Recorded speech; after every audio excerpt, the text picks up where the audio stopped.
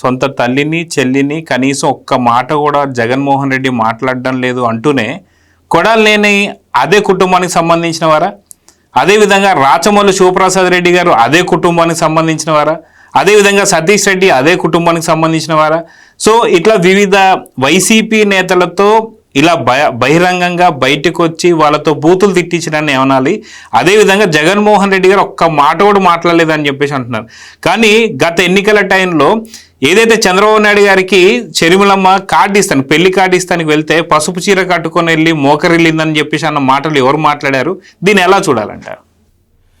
ఇప్పుడు ఎద్దుపుండు కాకికి ముద్ద అని అటువంటి అవకాశం ఇచ్చిన జగన్మోహన్ రెడ్డి గారు తల్లిని చెల్లిని కూడా బజారుకి తను ఇడిస్తే అదొక రకం, కానీ దేశంలో అందరినీ ఎగదోసి వాళ్ళ చెల్లిని తల్లిని తిట్టిస్తున్నాడంటే ఇక అంతకన్నా దౌర్భాగ్యం ఇంకేముండదండి.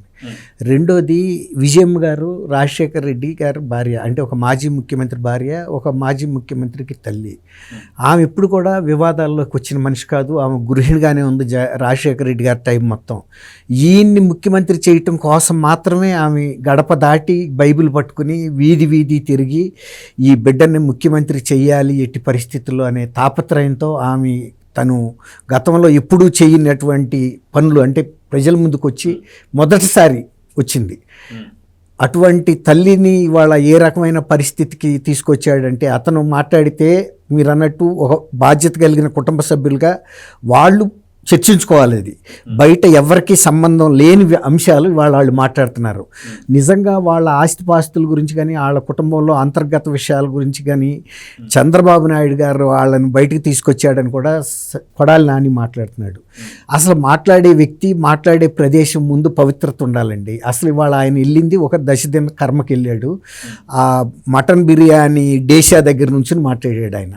ఆ స్పీచ్ వెళ్తున్నాయి బిర్యానీ ప్లేట్లు, ఆ కెమెరాకి ఈయనకి మధ్యలో నుంచి బిర్యానీలు పట్టుకుని ఎవరికాళ్ళు వాళ్ళ దోవనాళ్ళు వెళ్ళిపోతున్నారు. వెనకాల బిర్యానీ ప్లేట్ల్లోకి అండీలో నుంచి వడ్డించే వాళ్ళు సప్లై చేస్తున్నారు. చూసా తింటున్నారు, పట్టించుకున్న వాళ్ళు ఎవరు లేడు. ఈయనే ఒక నాయకుడిగా అదొక పెద్ద వేదిక అనుకుని మాట్లాడుతున్నారు. అదే చెబుతున్నా, వాళ్ళు లుంగీలు కట్టుకుని హాయిగా బిర్యానీలు తింటా బోకిలు చీకుతా వాళ్ళు ఆస్వాదిస్తున్నారు. ఈయనకి ఇంతకన్నా నాకు ఇక అవకాశం దొరకదు. ఎవడు కొడాలి నాని వెళ్తే వచ్చేవాడు ఎవడండి? జగన్మోహన్ రెడ్డి వస్తేనే ఎవడు రాడు. ఎప్పుడో సంవత్సరంన్నర తర్వాత నేను వస్తాను, దానికి సంబంధించిన ఏర్పాట్లు చేయండి అని ఇప్పుడు నుంచే కమిటీలు వేస్తున్నాడని కూడా చెబుతున్నారు అంతర్గతంగా.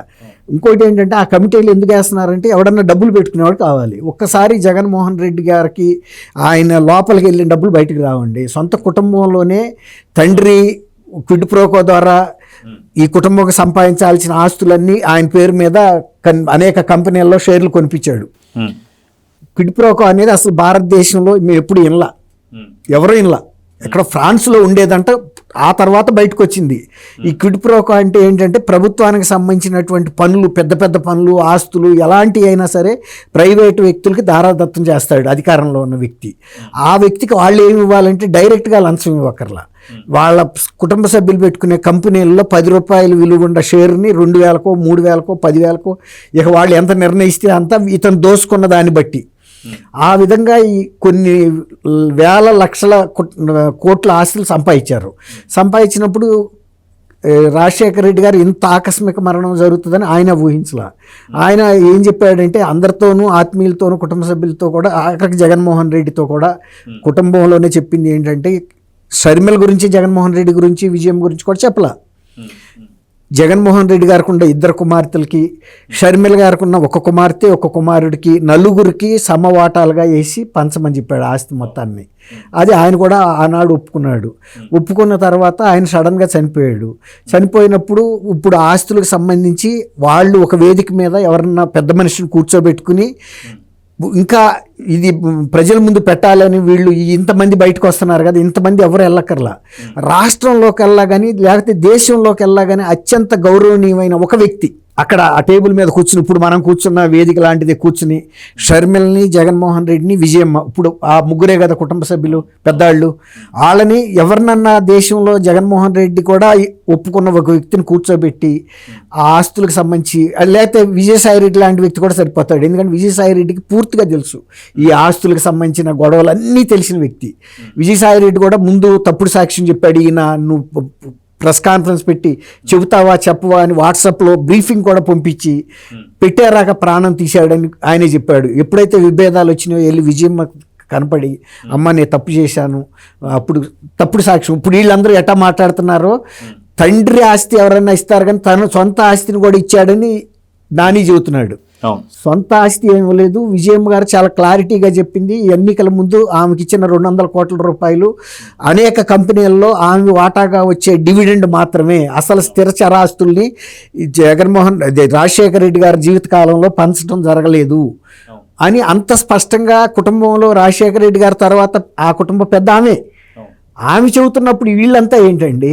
తర్వాత ఇంకోటి చంద్రబాబు నాయుడు గారు వెళ్ళి విజయమ్మని తీసుకొచ్చేటంత బలహీనరాలు ఆమె రాజకీయ కుటుంబం ఏంటి, నేపథ్యం ఏంటి, ఆర్థిక నేపథ్యం ఏంటి. ఆమె చంద్రబాబు నాయుడు గారు వస్తే బయటకు వచ్చి కుటుంబ విషయాలు బయటకు చెప్పుకుంటుందా? ఎన్నో ప్రయత్నాలు చేసిన తర్వాత కూడా ఇతను వినకపోతే కూడా మొన్నటికి కూడా బాగానే చెప్పింది నా కొడుకు మంచివాడే అని. అప్పుడు కూడా ఏదన్నా సాయోజ్య ద్వారా పరిష్కారం చేద్దామని చూసింది. అతను ఎట్టి పరిస్థితుల్లో అవకాశం ఇవ్వట్లేదు. అప్పుడు ఆస్తులన్నీ కూడా నా స్వార్జితం అని చెబుతున్నాడు. స్వార్జితం అంటే నేను కష్టపడి సంపాదించిందే, ఇది నాకు తప్ప ఇంకెవరికి చెందటానికి వీలు లేదు అనే మాట కూడా ఆయన బహిరంగంగా చెప్పిన తర్వాత ఇక ఈ మనిషి మారడు. మనిషి ఎవరైనా లోపల అగ్నిపర్వతాలు రగులుతున్నప్పుడు ఎవరో ఒకరితో చెప్పుకుంటే అన్న కొంత మనశ్శాంతి దొరుకుతుంది. అది ఎవరితో చెప్పుకోవాలి? మొదటగా కుటుంబ సభ్యులతో చెప్పుకోవాలి. అందుకు ఫస్ట్ వ్యక్తి జగన్మోహన్ రెడ్డి, పెద్ద కొడుకు, తర్వాత షర్మిల చిన్నది, ఆయనతో చెప్పుకోవాలి. కానీ ఆయనతో చెప్పుకునే పరిస్థితుల్లో కూడా లేని పరిస్థితుల్లో ఈ ప్రజల ముందు తన ఆవేదనని చెప్పుకుంది. జగన్మోహన్ రెడ్డి గనక నిజంగా కొడుకుగా తల్లి చెప్పిన దాన్ని గనక వినగలిగిన వ్యక్తి అయితే ఇంతరాకు రాదు. ఆమె ఇంకోటి చెప్పింది, ఈ ఆస్తుల విషయంలో దేవుడికి తెలుసు, నా కొడుక్కి తెలుసు అని చెప్పింది. అంటే అంత రహస్యం. అంటే ఆ కుటుంబ ఆస్తుల్లో ఏమీ పంచలేదనే విషయం జగన్మోహన్ రెడ్డికి తెలుసు, కానీ నటిస్తున్నాడు. ఇంకా తను పూర్వం ఒక సామెత ఉంది, ఒకడు తమ్ముడు తల్లిని తిట్టకూడదురా అని ఒక తిట్టాడు, తల్లిని కూడా కలిపి. అట్టా ఉంది. ఇప్పుడు ఇతనుగా కూర్చుని చర్చించుకోవాల్సిన విషయాన్ని అనేక మందిని అనేక ప్రాంతాల్లో అనేక జిల్లాల్లో ఎగదోలుతున్నాడు విజయమ్మ గారి మీదకి, షర్మిల గారి మీదకి. ఇలాంటి అసందర్భ మాటలు, దుర్భాషలు మాట్లాడమని. అసలు అంతర్గతంగా ఉన్న ఆస్తి వివరాలు వీళ్ళు ఎవరండి చెప్పడానికి? మనం ఎవరు రాసిన లేఖలో కూడా చాలా స్పష్టంగా అదే చెప్పింది కదా సార్, ఎవరు కూడా మీడియాకి లాగొద్దు, ఇది మా కుటుంబం సంబంధించింది అని చెప్పేసి అన్నప్పుడు కొడాలి నాని ఆ ఇంటి వ్యక్తి కాదు, రాచమల్లు ఆ ఇంటి వ్యక్తి కాదు, సతీష్ రెడ్డి ఆ ఇంటి వ్యక్తి కాదు, ఎవరికి సంబంధం అనేది ఎందుకని మాట్లాడుతున్నారు? ఎందుకు లేదండి, వాళ్ళని నైతికంగా దెబ్బ కొట్టాలండి. ఇప్పుడు ఆర్థికంగా దెబ్బ కొట్టాడండి, కాబట్టి తను డైరెక్ట్గా ఫేస్ చేసే సందర్భం లేదు. కానీ అతను కనుక నిజంగా జగన్మోహన్ రెడ్డి అతను కనుక కల్మషం లేదు, న్యాయంగా ఆస్తి పంచినాడైతే ఎవరైనా సరే ఒక టేబుల్ మీదకి రమ్మనండి, దేశంలో ఉన్న అన్ని టీవీ ఛానల్స్ని పెట్టమనండి. ఎందుకంటే అప్పుడు వాళ్ళ బాబాయ్ హత్య అప్పుడు కూడా చంద్రబాబు నాయుడు గారు, లోకేష్ గారు, బీటెక్ రవి, అతను ఆదినారాయణ రెడ్డి, వీళ్ళందరి పేర్లు చెప్పాడు కదా. అట్లాగే దేశంలో ఎన్ని సంస్థలు ఉన్నాయో అన్ని మీడియా సంస్థలు రమ్మనండి. నాలో కల్మషం లేదు, నేను అన్నీ చెబుతాను. అవసరమైతే ఆ సిఏ ఎవరైతే ఉన్నాడో అది వాళ్ళ దగ్గర ఉండే ఆధారాలు కూడా పట్టుకురమ్మనండి. నేను ఎంతవరకు న్యాయం ఉందో అంతరాక తీసుకోమని చెప్పండి, నేనేమి అడ్డు చెప్పను. ఆస్తులు ఈడీ దగ్గర ఉన్న ఆస్తులు చిట్టా కూడా తెప్పించమనండి. ఈడీ దగ్గర ఉన్న ఆస్తులు అందులో మరి ఎన్ని రాసి ఉండయో ఆమె పేరు మనకు తెలీదు.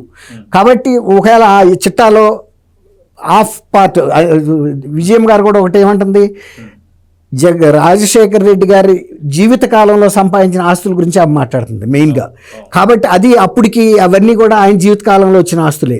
అందులో ఆయన్నే చెప్పమనండి, ఈ ఆస్తులో ఇదిగో ఇన్ని 45,000 కోట్ల రూపాయల ఆస్తులు జప్తులో ఉన్నాయి, ఇందులో 20 వేల కోట్ల రూపాయల ఆస్తులు ఇదిగో షర్మిల పేరు మీద ఉన్నాయి, ఈ 25,000 కోట్లు మాత్రం నా పేరు మీద ఉన్నాయని ఒక మగపిల్లాడిగా పెద్దాడిగా తీసుకుంటున్నాను అన్నా కూడా ఎవరు కూడా అభ్యంతరం పెట్టాల్సిన అవసరం అయితే ఉండదని నేను అనుకుంటున్నా.